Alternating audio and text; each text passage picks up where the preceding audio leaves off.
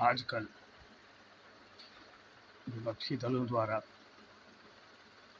अपने महापुरुषों पर, वीर योद्धाओं पर अनर्गल प्रलाप, अपशब्दों का प्रयोग एक रिवाज सा बन चुका है। महापुरुषों का अपमान करना, उनको गालियाँ देना,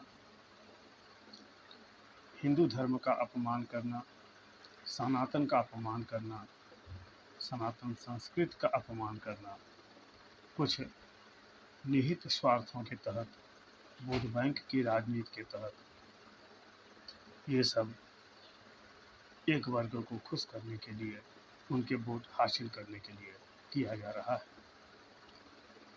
अभी राज्यसभा सांसद सपा नेता रामजी लाल सुमन द्वारा एक बयान में संसद में कहा गया कि राणा सांगा गद्दार थे।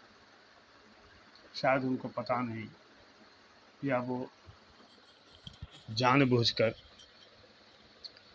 ऐसा कह रहे थे। राणा सांगा का संक्षिप्त जीवन परिचय इस प्रकार है।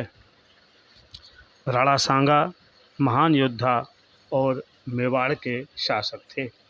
उनका जन्म 12 अप्रैल 1482 को मेवाड़ के चित्तौड़ में हुआ था। उनका पूरा नाम महाराणा संग्राम सिंह था और उनके पिता का नाम राणा रायमल था। राणा सांगा का जीवन संघर्ष और वीरता से भरा पड़ा था। उन्होंने अपने भाइयों के साथ संघर्ष किया और मेवाड़ के शासक बने। उन्होंने गुजरात के सुल्तान और दिल्ली सल्तनत के साथ भी संघर्ष किया। उनकी सबसे प्रसिद्ध लड़ाई खानवा का युद्ध था, जो मार्च 1527 में मुग़ल बादशाह बाबर के साथ हुई थी। इस युद्ध में राणा सांगा की सेना ने बहुत वीरता से लड़ाई लड़ी, लेकिन अंत में उन्हें हार का सामना करना पड़ा। राणा सांगा की मृत्यु जनवरी 1528 में कालपी में हुई थी। उनकी मृत्यु के बाद उनका पुत्र रतन सिंह द्वितीय मेवाड़ का शासक बना। राणा सांगा की वीरता और साहस की कहानी आज भी प्रेरणा का स्रोत है।